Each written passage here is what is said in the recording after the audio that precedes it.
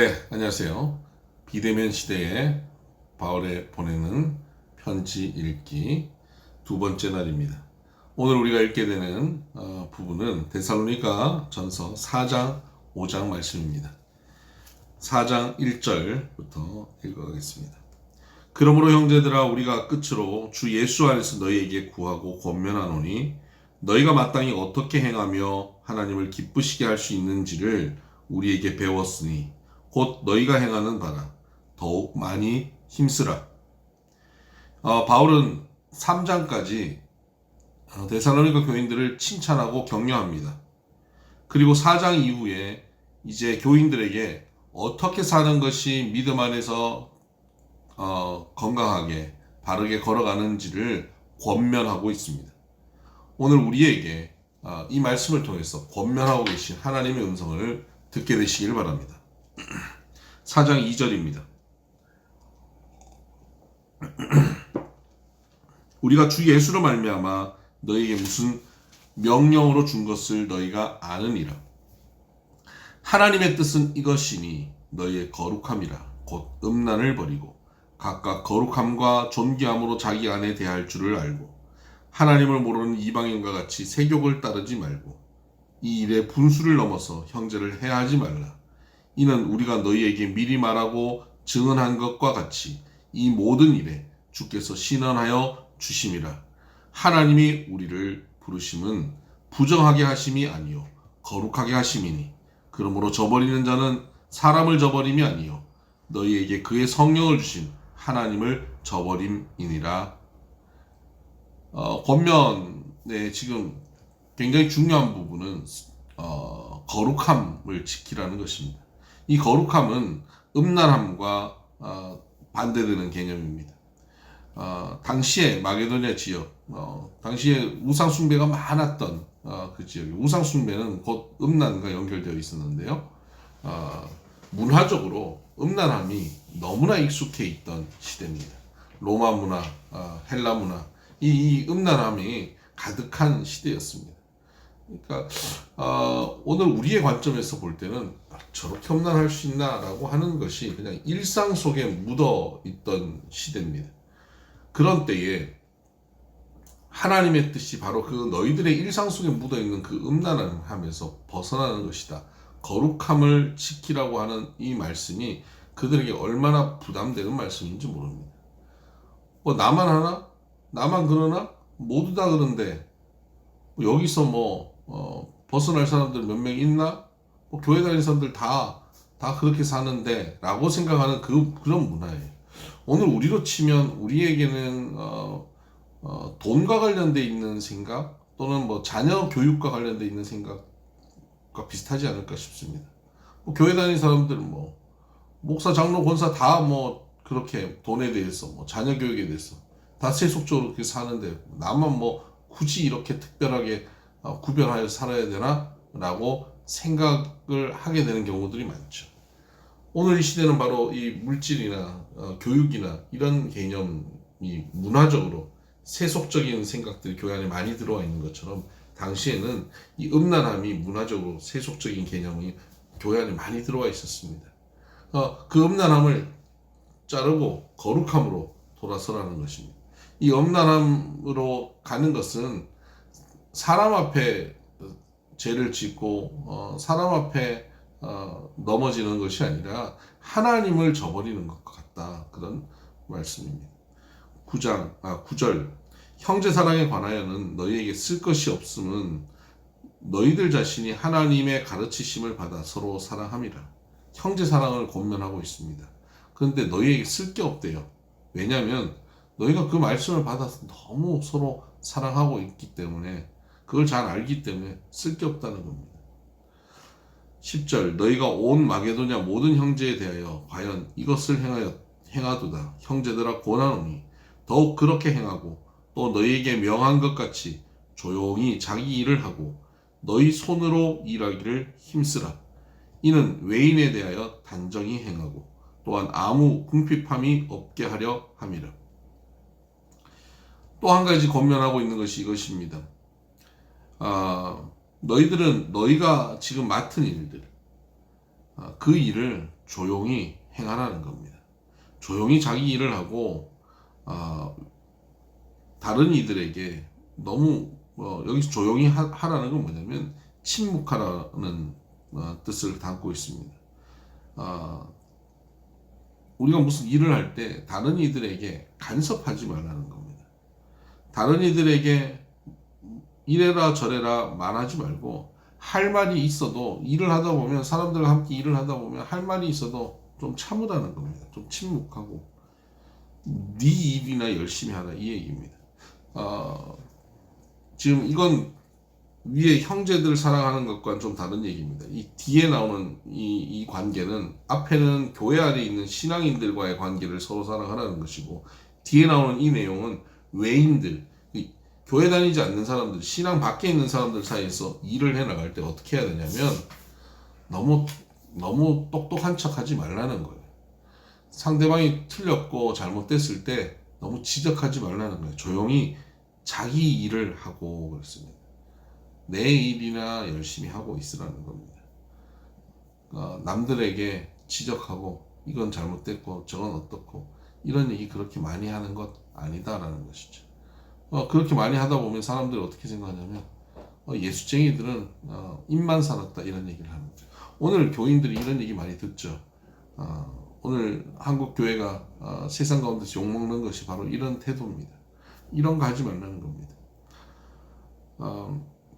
그래서 12절에 이는 외인에 대해 단정히 행하고 또한 아무 궁핍함이 없게 하려 함이라. 그래서 외인과의 관계, 교회 아닌 사람들과 관계를 이렇게 지켜가야 된다는 것이죠. 13절 형제들아 자는 자들에 관하여는 너희가 알지 못함을 우리가 원하지 아니하노니 이는 소망 없는 다른 이와 같이 슬퍼하지 않게 하려 함이라. 이 죽은 사람, 가족 가운데 죽은 사람들에 대한 우리의 태도가 어떻게 되어야 되는지를 말씀하고 있습니다. 부활의 소망을 가지라는 것이죠. 14절 우리가 예수께서 죽으셨다가 다시 살아나심을 믿을진데 이와 같이 예수 안에 있는 안에서 자는 자들도 하나님이 그와 함께 데리고 오시리라.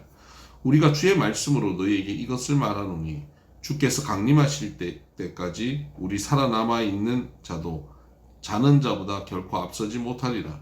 주께서 호령과 천사장의 소리와 하나님의 나팔 소리로 친히 하늘로부터 강림하시리니 그리스도 안에서 죽은 자들이 먼저 일어나고 그 후에 우리 살아남은 자들도 그들과 함께 구름 속으로 끌려올려 공중에서 주를 영접하게 하시리니 그리하여 우리가 항상 주와 함께 있으리라.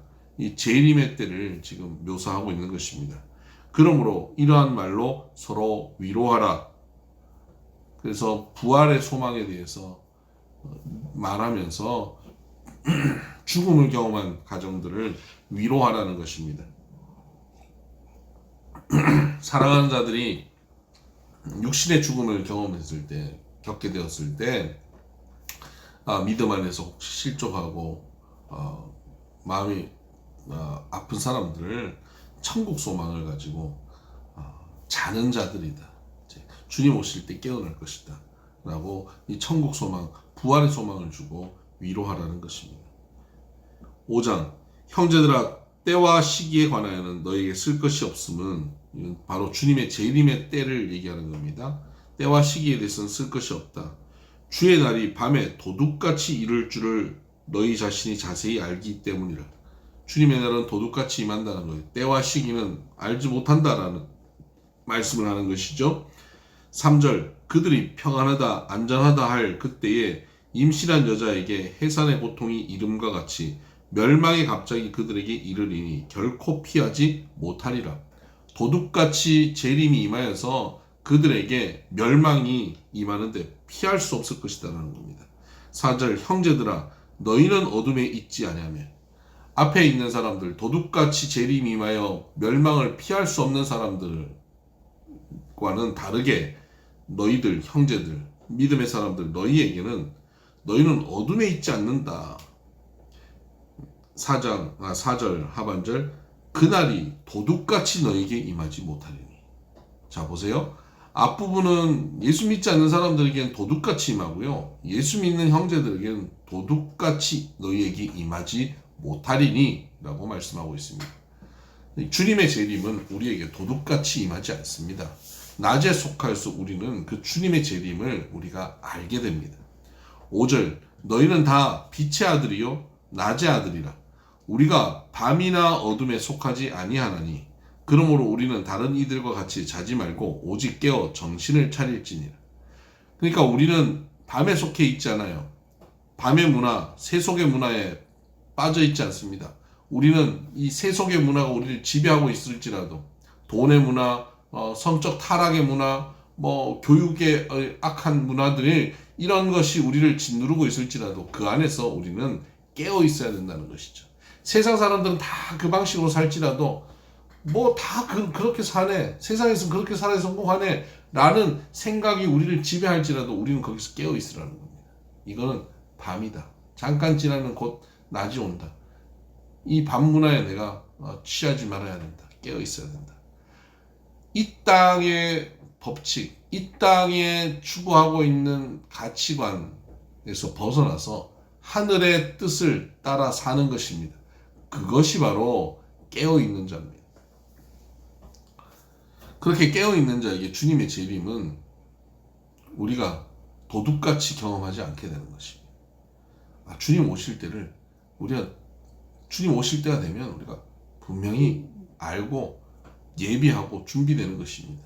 그래서 기름을 준비한 처녀들처럼 주님 오시는 날, 신랑이 오시는 날을 우리는 예비하고 있는 것이죠. 7절 자는 자들은 밤에 자고 취하는 자들은 밤에 취하되 우리는 낮에 속하였으니 정신을 차리고 믿음과 사랑의 호심경을 붙이고 구원의 소망의 투구를 쓰자.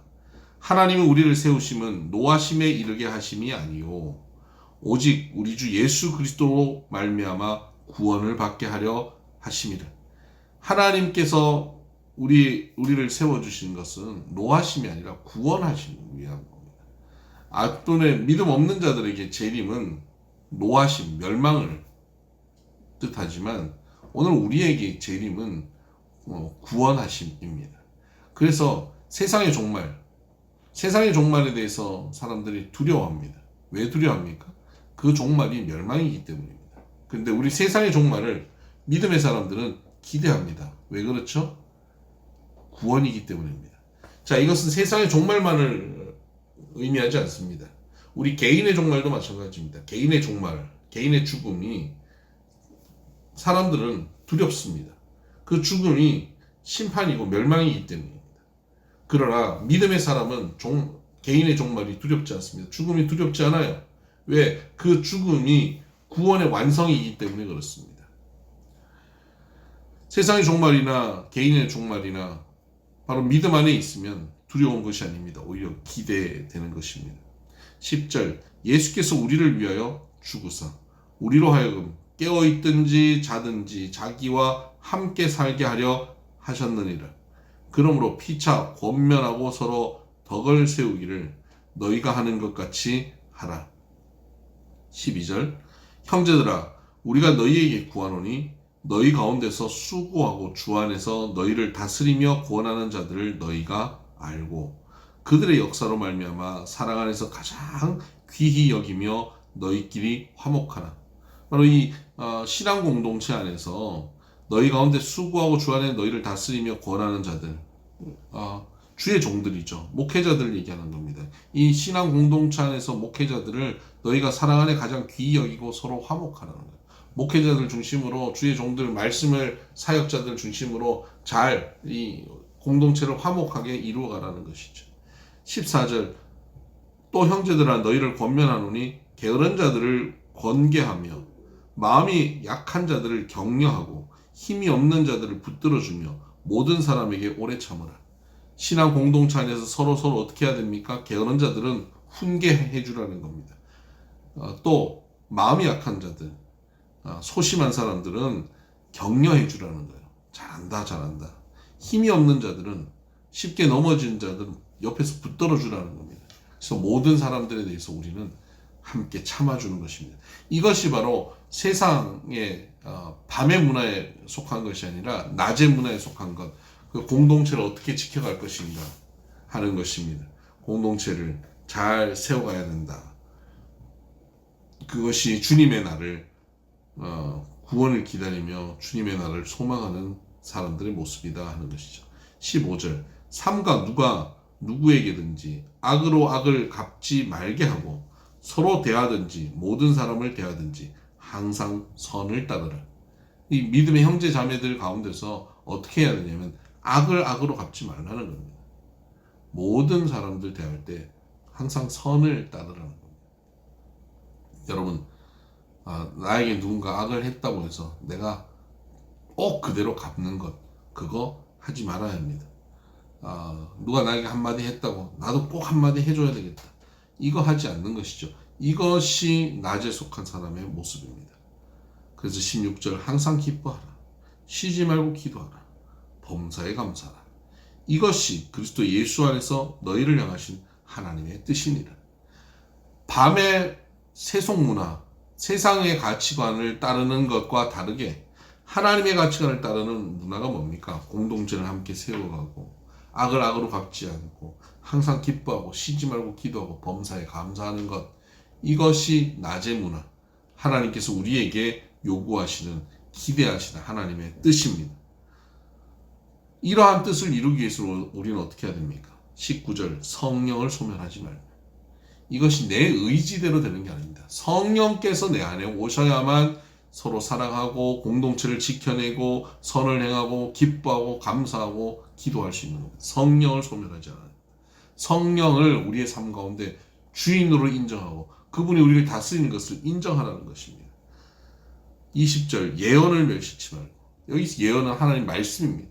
하나님이 선포해 주시는 말씀을 멸시치 말라는 겁니다. 내 생각과 다르다고 해서 그 예언을 거부하지 말라는 거예요. 하나님의 말씀은 내 생각과 다르죠. 그 말씀을 순종하라는 겁니다. 21절 범사에 하려 좋은 것을 취하고 악은 어떤 모양이라도 버리라. 악은 어떤 모양이라도 가까이 하지 말아야 됩니다. 그래서 장난이라도 악한 것 가까이 하지 말아야 됩니다. 그리고 우리 세속 문화들 있잖아요. 영화나 TV나 음악이나 악한 것의 가치관을 갖고 있는 것을 가까이 하지 말라는 겁니다. 얼마나 지금 악한 문화들이 우리 주변에 가득합니까? 동성애에 대한 문화라든가, 음란한 문화라든가, 아니면 돈이 최고라는 가치관, 이런 문화들로 만들어져 있는 문화적인 컨텐츠, 이런 것들을 가까이 하지 말라는 겁니다. 악은 그 모양이라도 버려야 합니다. 23절 평강의 하나님이 친히 너희를 온전히 거룩하게 하시고 또 너희의 온 영과 혼과 몸이 우리 주 예수 그리스도께서 강림하실 때에 흠없게 보존되기를 원하노라. 구원의 완성이죠. 그 자리까지 온전히 거룩하게 하시는 분, 주님께서 우리를 거기까지 이끌어 가실 것이다. 너희를 부르시는 이는 미쁘시니 믿을만한 분이라는 거죠. 그가 또한 이루시리라. 무엇을 이룹니까? 우리의 구원의 완성, 흠없이 보존되는 그 일을 주님께서 이루신다는 겁니다. 25절 형제들아 우리를 위하여 기도하라. 거룩하게 입맞춤으로 모든 형제에게 문안하라. 내가 주를 힘입어 너희를 명하노니 모든 형제에게 이 편지를 읽어주라. 우리 주 예수 그리스도의 은혜가 너에게 있을지어다. 이 말씀대로 지금 이 편지를 여러분들에게 읽어드립니다. 예수 그리스도의 은혜가 여러분 가운데 가득하기를 주의 이름으로 축복합니다. 오늘도 주님의 말씀 가운데 승리하는 하루 되십시다. 샬롬.